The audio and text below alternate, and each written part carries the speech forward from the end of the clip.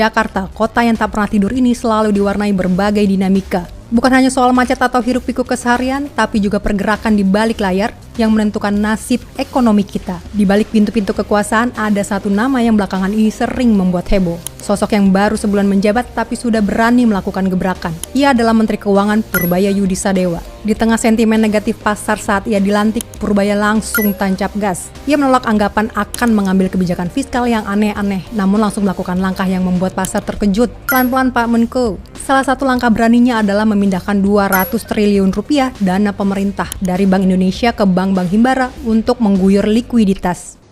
200 T hari Jumat sudah masuk ke perbankan.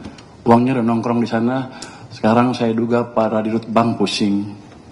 Mau nyalurin kemana? Keputusan tersebut diibaratkan oleh sebagian pengamat sebagai pertaruhan Purbaya. Gebrakan pertama yang membuat banyak pihak ketar-ketir adalah pemotongan dana transfer daerah hingga 20 triliun rupiah, khususnya untuk Provinsi DKI Jakarta. Tak hanya Jakarta, para kepala daerah dari berbagai provinsi lainnya juga merasakan imbasnya. Pada awal Oktober 2025, puluhan gubernur bahkan mendatangi Kemenko untuk memprotes kebijakan ini. Mereka khawatir pemotongan anggaran ini bisa mengancam program-program infrastruktur dan yang paling mendesak, kemampuan daerah untuk membayar gaji pegawai. Pihak lain yang turut cemas adalah para pengelola program unggulan pemerintah seperti makanan bergizi gratis. Purbaya mengultimatum jika anggaran sebesar 71 triliun rupiah untuk program ini tidak terserap optimal hingga akhir Oktober, maka dananya akan diambil kembali. Ancaman ini bahkan memicu perdebatan dengan Ketua Dewan Ekonomi Nasional Luhut Panjaitan. Menteri Keuangan tidak perlu nanti ngambil-ngambil anggaran yang tidak terserap. Dan itu kami ingatkan tadi sama Pak Dadan karena itu cost of fund juga. Jadi jangan sampai dana yang dialokasikan tidak bisa serap. Purbaya berdalih, anggaran yang tidak terpakai hanya akan membebani keuangan negara dengan bunga utang.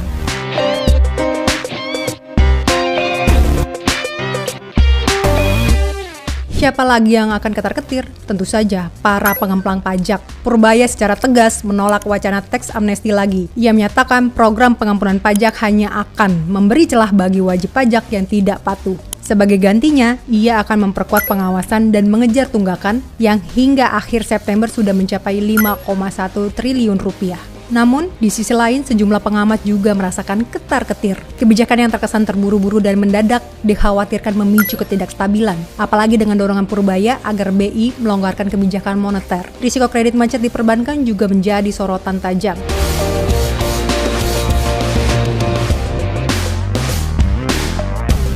Satu bulan menjabat, Purbaya Yudisadewa telah menggebrak dengan kebijakan-kebijakan yang menuai pujian sekaligus kritik.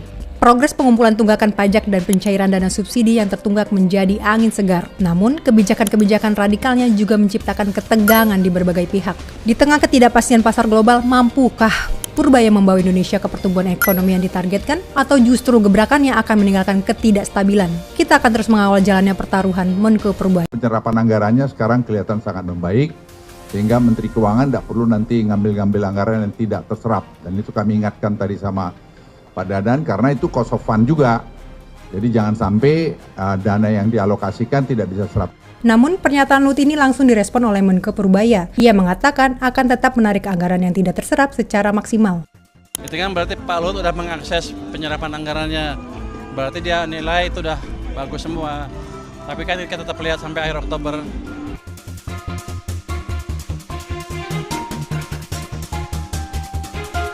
Akan ketar-ketir, tentu saja para pengemplang pajak. Purbaya secara tegas menolak wacana teks amnesti lagi. Ia menyatakan program pengampunan pajak hanya akan memberi celah bagi wajib pajak yang tidak patuh. Sebagai gantinya, ia akan memperkuat pengawasan dan mengejar tunggakan yang hingga akhir September sudah mencapai 5,1 triliun rupiah.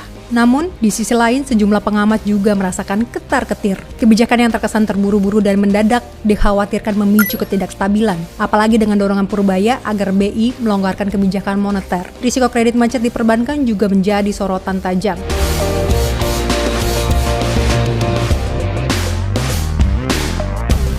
Satu bulan menjabat, Purbaya Yudisadewa telah menggebrak dengan kebijakan-kebijakan yang menuai pujian sekaligus kritik.